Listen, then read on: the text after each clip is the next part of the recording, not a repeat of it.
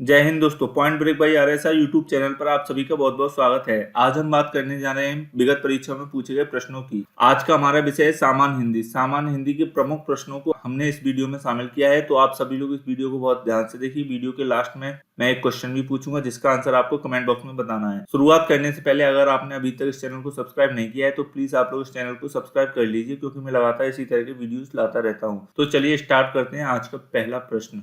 आज का हमारा पहला प्रश्न है, निम्नलिखित में से अशुद्ध शब्द है। अशुद्ध शब्द पूछा गया है, तो हमारे ऑप्शन है अनुकूल, ऑप्शन 2 है स्थान, ऑप्शन 3 है अनुसरण, ऑप्शन 4 है अभ्यस्त। तो इसका जो सही आंसर हो जाएगा, सही आंसर हो जाएगा ऑप्शन 4 अभ्यस्त अशुद्ध शब्द है। अनुकूल भी शुद्ध रूप में लिखा हुआ है, स्थान भी और अनुसरण। तो अभ्यस्त का शुद्ध रूप क्या होगा? तो वो होगा अभ्यस्त। क्या होगा? अभ्यस्त इसका शुद्ध रूप हो जाएगा। चलते हैं अपने अगले प्रश्न पर। अगला प्रश्न है हमारा क्वेश्चन नंबर 2। उप उपसर्ग का अर्थ क्या होता है?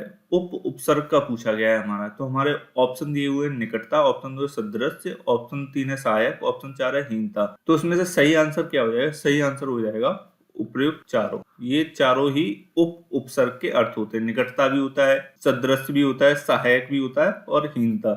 ये चारों ही उप उपसर्ग के अर्थ होते हैं। चलते हैं अपने अगले प्रश्न पर। अगला प्रश्न है हमारा क्वेश्चन नंबर 3। स्त्री के पर्यायवाची है। स्त्री के पर्यायवाची पूछे गए हैं। एग्जाम में पर्यायवाची शब्दों से एक ना एक प्रश्न जरूर पूछा जाता है, तो आप लोगों को पर्यायवाची शब्दों पर विशेष ध्यान देना है। ऑप्शन दिए हुए हमारे वनिता, ऑप्शन 2 है कांता, ऑप्शन 3 है रमणी, ऑप्शन 4 है उपर्युक्त सभी।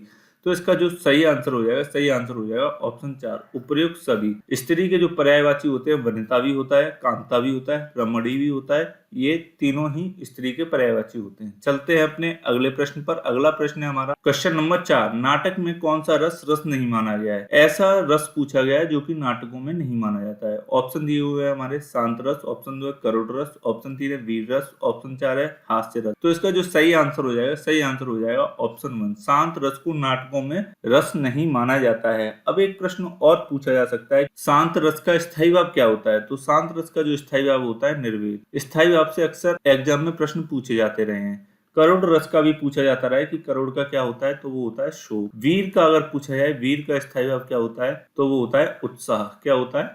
उत्साह। और हास्य रस का क्या होता है?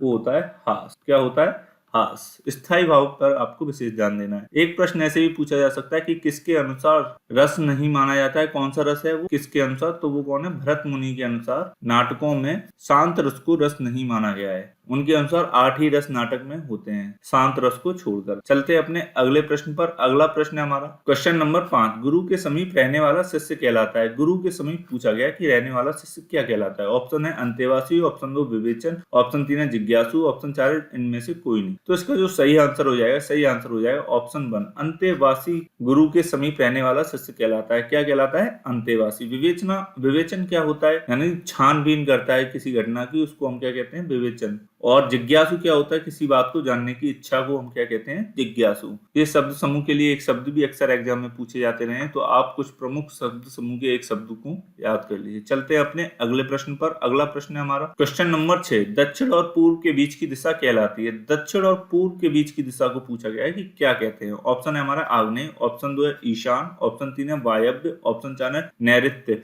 तो इसका जो सही आंसर हो जाएगा, सही आंसर हो जाएगा ऑप्शन 1 दक्षिण और पूर्व के बीच की जो दिशा कहलाती है उसको हम क्या कहते हैं? आग्नेय। अब बात की जाए ईशान, ईशान किसे कहते हैं? तो ईशान पूरब और उत्तर के बीच की दिशा को कहते हैं, पूरब और उत्तर।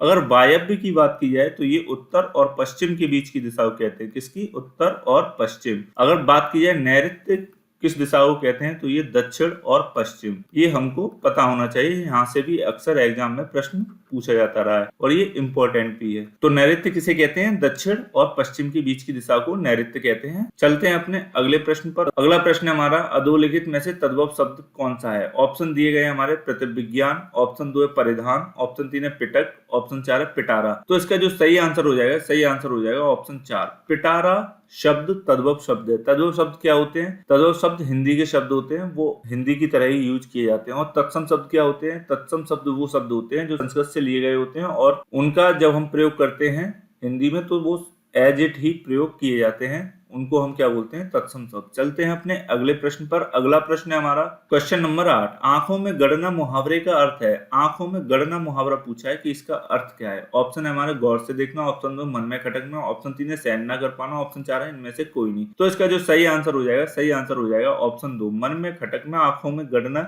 मुहावरा का अर्थ होता है। चलते हैं अपने अगले प्रश्न पर। अगला प्रश्न है हमारा क्वेश्चन नंबर 9। प्रसारण का विलोम शब्द है। यहाँ पर प्रसारण का पूछा गया है, विलोम शब्द क्या है। ऑप्शन है हमारा प्रतिपादन, ऑप्शन 2 है आरक्षण, ऑप्शन 3 है आकुंचन, ऑप्शन 4 है इनमें से कोई नहीं। प्रसारण का विलोम शब्द क्या हो जाएगा, वो हो जाएगा ऑप्शन 3 आकुंचन। प्रसारण माने फैलाव होता है, आकुंचन माने हो जाएगा सिमटना। क्या हो जाएगा, सिमटना। तो इसका जो विलोम शब्द क्या होगा, वो हो जाएगा आकुंचन। चलते हैं अपने अगले प्रश्न पर। अगला प्रश्न है हमारा क्वेश्चन नंबर 10। तिरंगा में समास है। तिरंगा में समास पूछा गया है, कौन सा है। ऑप्शन है हमारे द्विगु समास, ऑप्शन 2 है कर्मधारय समास, ऑप्शन 3 है अव्ययी भाव समास, ऑप्शन 4 है तत्पुरुष समास। तो इसका जो सही आंसर हो जाएगा, सही आंसर हो जाएगा ऑप्शन 1 द्विगु समास तिरंगा में है। वो क्यों होता है, तिरंगा को जब हम समास विच्छेद करेंगे तो वो कैसा होगा, 3 रंगों वाला या 3 रंगों का समूह, 3 रंगों का समूह।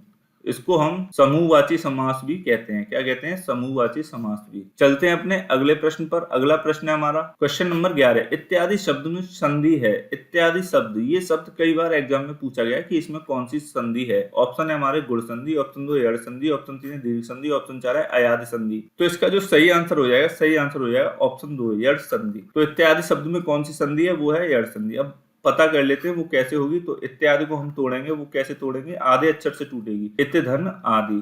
और जो भी आधे अक्षर से टूटे वहां पर कौन सी संधि होती है, यड़ संधि होती है। यहाँ से क्या आएगा, ए, और यहाँ से क्या आएगा, आ, और ये जब मिलेंगे तो ये बन जाएंगे या। क्या बन जाएगा, या।